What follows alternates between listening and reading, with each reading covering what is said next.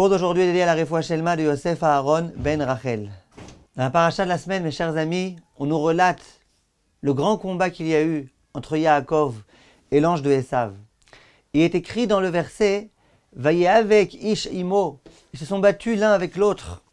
Va dire la Gemara dans Masechet Chulin Amar Rabbi Yoshua ben Levi « Melamed sheheaelu avak margelotehem ad kiseh hakavod » Ça vient nous enseigner que le avak, la poussière qui se trouve sur la terre, au moment où ils se sont battus comme ça l'un avec l'autre, elle a été littéralement jusqu'au ciel, jusqu'au kiseh hakavod, jusque là où se trouve Akadosh Baruch Hu. Qu'est-ce que Chachamim veulent nous enseigner ici? Vous savez, mes chers amis, que, en particulier dans notre génération, et plus ça va, moins ça va, on a du mal à servir Akadosh Baruch Hu. On veut faire des efforts, et on essaye, et on tente, et on a des combats, et des combats, et des combats.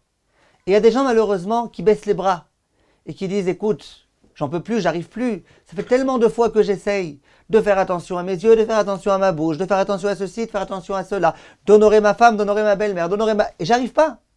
Alors au bout d'un moment, j'en ai marre. J'arrive pas. Viennent ici Chachamim et nous disent, ne te décourage pas.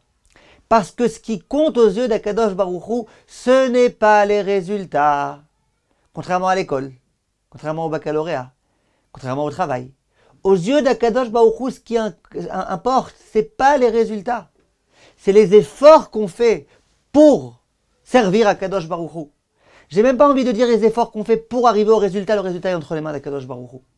Ce qui importe à Akadosh Baruch Hu, c'est quoi? Les efforts que je fais, les luttes que je mène, les combats avec lesquels je vais de toutes mes forces pour vaincre le Yetzer Hara, pour vaincre l'ange de Esav. Au moment où Yaakov est venu se battre avec l'ange de Esav, à ce moment-là vient la Gemara dans Chulin et elle dit qu'est-ce qui s'est passé? Eh bien, il s'est passé quelque chose de très très fort. C'est quoi? C'est que Yaakov s'est battu.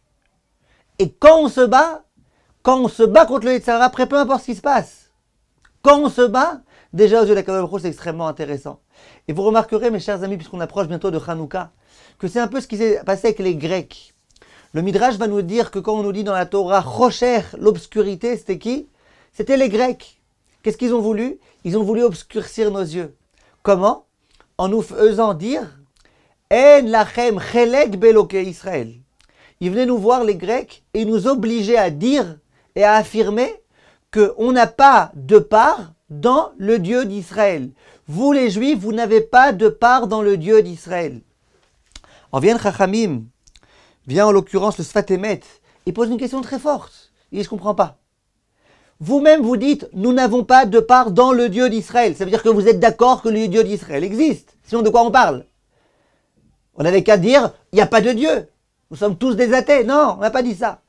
Ils nous ont fait dire, vous n'avez pas de part dans le Dieu d'Israël, comme si eux-mêmes, à leur insu, reconnaissaient que le Dieu d'Israël existe. Vient le Sfat Emet avec une leçon brillante. Il dit, écoutez bien, les Grecs, ils n'avaient aucun problème avec le fait que Dieu existe, qu'il existe et qu'il réexiste et qu'il réexiste, ça ne les dérangeait pas. Ce qui les dérangeait, c'est que les Bnei Israël, les Juifs, disaient et affirmaient que lorsqu'ils accomplissent des actes, ça a de l'impact dans le monde. Ça a une influence sur Dieu. Ça fait plaisir à Dieu. Et ça les dérangeait. Pour qui vous êtes pris? Qui vous êtes? Et ils pensaient de cette façon-là nous décourager. Parce que si ils arrivent à nous convaincre que nos actes n'ont aucun bienfait dans la terre, et que nos actes, ils s'en moquent, eh bien on va arrêter de faire nos actes. C'est ça qu'ils sont venus. Ils ont dit, En lachem chelek beloke Israël. Dieu existe. Mais ne croyez pas que vous avez une part. Ne croyez pas que par vos brachot et par vos actions et par vos mitzvot, vous avez une part. Leur but, en faisant ça, c'est de nous déconnecter complètement. Parce que si on accomplit tout ce qu'on accomplit en se disant qu'Hachem, il se moque éperdument de tout ça, eh ben, on va arrêter. Ça, c'était leur but.